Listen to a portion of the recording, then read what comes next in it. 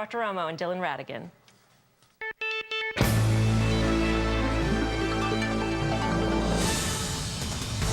And there's a live picture of the floor of the New York Stock Exchange. You're once again uncharted territory. The blue chip average on track to finish the week in record territory. After a lackluster start today, the Dow is once again finding renewed momentum in the afternoon session as we enter the final and most important hour of the trading day. Hi, everybody. Welcome to the Closing Bell. I'm Maria Bartiromo here at Cnbc headquarters. Hi, Dylan. Welcome home, Maria. Thank you. Welcome home. There's a pattern we've had all week. A quiet market during the day, although we had some gaps early, but afternoon strength. We have it again today. I'm Dylan Radigan. We're here at the New York Stock Exchange. Wall Street showing that strength again today. This, despite the weaker than expected GDP numbers, it was a known entity, and so much of it was housing and government related. There was an increase in capital spending. That's what the market wanted to see. They're looking forward, not back. There is, however, a spike in oil prices. This tied to a terrorist arrest series in Saudi Arabia. We'll get to that a little bit later. As for the major averages themselves, take a look at the Dow. You will see the momentum of which I speak. Modest though it may be, the trend has been consistent throughout the week. Strength in the afternoon, 0.25% right now. Much of that is General Electric on speculation being bred by that Citigroup suggestion that perhaps some assets, or breakup or assets should be sold. NASDAQ right now, a 0.2% advancer. Microsoft leading the charge there. Much better than expected earnings from Microsoft, which is a theme in technology earnings across the board this week. S&P 500, again, goes from negative to positive, 0.1%, a little more than 0.1% at 1496. Maria. Thanks, Dylan. And as we've been talking about crude oil today in the spotlight after police in Saudi Arabia arrested 172 militants. They were planning to attack that country's oil fields. Saudi television even broadcasting video of a large weapons cache found buried in the desert. Crude not moving much initially on the news, but for the full day, prices did spike higher. Take a look, up 2% on the level of crude. Above $66 a barrel, once again at 66.41. We will dig deeper into the oil story coming up. But first, let's get to the markets. Our team is covering everything at the New York Stock Exchange, Chicago Mercantile Exchange, and the NYMEX. Kick us off, Scott Wapner, our eye on the floor of the New York Stock Exchange. Yeah, hey there, Maria. All in all, a pretty good day considering everything that we've had to digest. Take a look at the markets late day because really, Dylan was talking about it, the GDP report and the consumer sentiment, that really canceled each other out, at least in terms of the market reaction. The GDP knocked us down, consumer sentiment then picked us right back up. Really, though, when you look at the gains that we've had today, it's only 5 stocks that have accounted for the entire gain on the Dow Jones Industrial Average. I know we say 4 here, but Caterpillar has strengthened late in the day, so we're adding that to the list. Microsoft, GE, Honeywell, and 3M, along with Caterpillar, really picking the market up today. Oil climbing again. In fact, one trader came by just a short time ago and told me if oil closes at these levels, we could have some trouble next week. But first, let's talk about these Dow drivers. Let me get more specific about the stocks that I mentioned. Microsoft, very, very strong earnings thanks to sales of Vista. 3M, they had good earnings this week. GE up more than 3% today. Citigroup saying that GE should spin off 3 units, including NBC, GE Money and Real Estate. GE, as you know, is the parent company of CNBC. Airlines board, meantime, Continental, JP Morgan downgrading. They got their axe out today, basically, JP Morgan did. They cut 6 airline stocks. That really hurt the airlines today. Let me quickly mention AT&T because the CEO, Ed Whitaker, is retiring in June. He's only 65 years old. This was an unexpected move. The chief operating officer, Randall Stevenson, is going to replace him.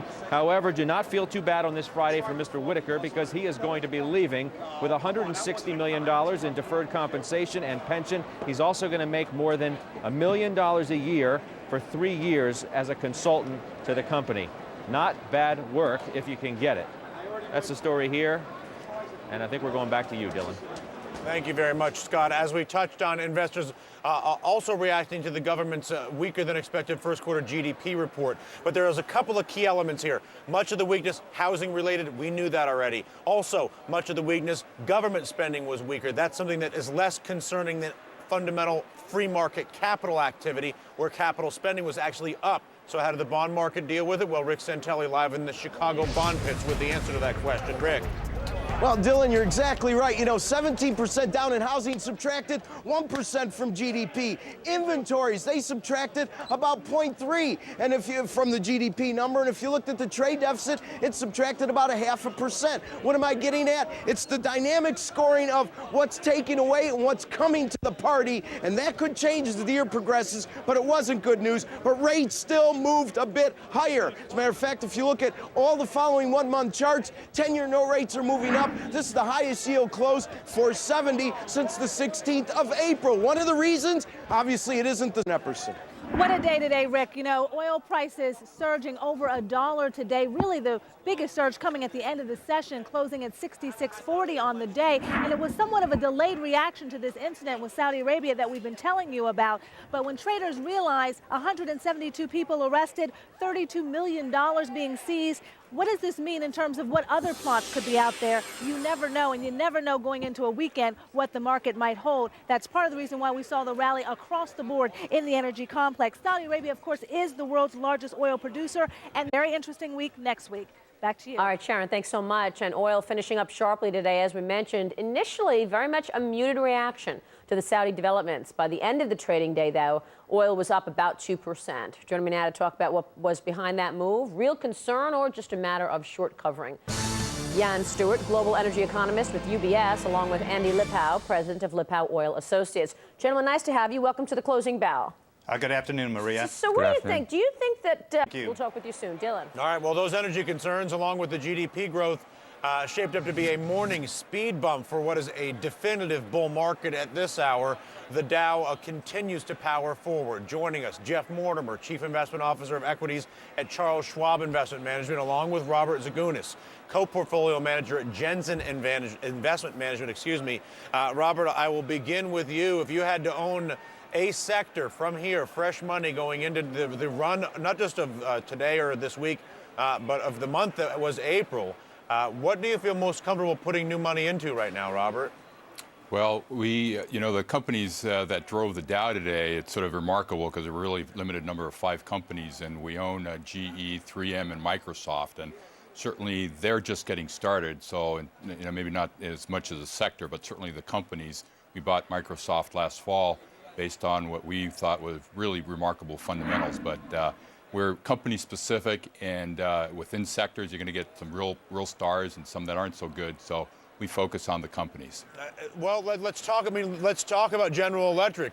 It's got to be a heck of a. I don't have the statistics in front of me, which is perhaps shame on me, but it's been a long time since GE has had a move like this. How real is it in your mind? Oh, it's real. We've been sort of waiting for this for really quite some time, because when you look at what's been going on with GE and under the management of Jeff Immelt, they've actually repositioned the company for growth in the future, accelerating growth in the future, focusing on developing countries and so forth. So it's been a mystery to us, frankly, how long it's been taking for the market to finally recognize it. And unfortunately, it's based on a recommendation by a bank to maybe break it up. I think that would be unfortunate, but I think it's just an indication of creating value consistently, and every day that they're in business, they're worth more. So that's what we look for. Now, Jeff, I can point to a number of behavioral things about what this market was this week in terms of the advanced decline line and having more decliners than advancers a lot of days, even though we had up days, even record days. I can also point to seasonal factors.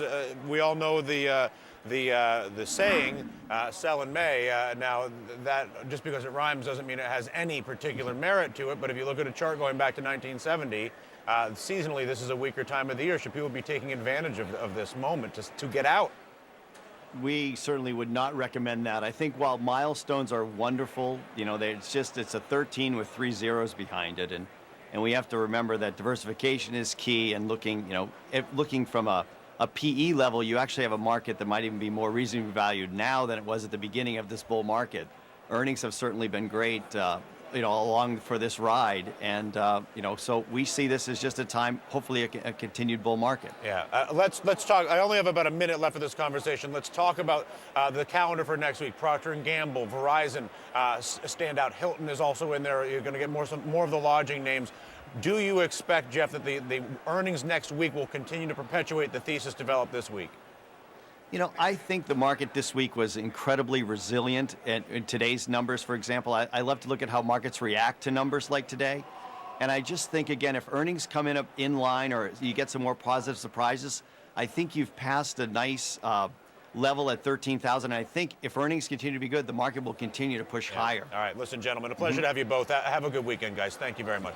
Maria. You too, Del. Okay, thanks so much. New information today about Michael Dell's plans to turn around the PC maker. In an email to employees around the world, Mr. Dell laid out a new action plan. For the first time, we're getting a chance to see the details on those first steps. Silicon Valley Bureau Chief Jim Goldman is live right now in San Jose with the story. Jim?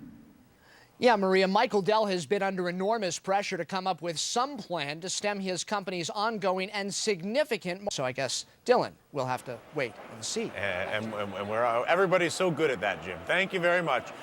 45 minutes left in the trading week. Dow Jones Industrial Average into record territory again. Any higher close is a record close. You know the mantra. 26 points on the Dow, 4 on the NASDAQ. Maria. Airline stocks, meanwhile, making a hard landing today. JP Morgan downgrades the group. Up next, we're talking airlines with the man behind that downgrade. You'll hear firsthand what's driving his view. And then in today's Fast Money final call, it is no fun and games for Sony right now. Pressure is mounting following the company's lackluster PlayStation 3 debut. Heads rolled at the company. But how do you play the video game sector? Are you too late to get on the Wii bandwagon? Eric Bowling has the trade. And then after the bell, stay with us. We're continuing our tour of $1 million homes across America. What can $1 million buy you now? CNBC's Sharon Epperson is learning just what it will take to get you in the Buckeye State. Just 15 minutes away from Cleveland, Ohio's world-renowned orchestra hall, hospitals, and museums, $1 million can go a very long way. We'll show you what you could get coming up. But first, the most active names here at the New York Stock Exchange. GE atop the board, Ford, Motorola, Advanced Micro, and EMC round out your top 5 on a Friday afternoon.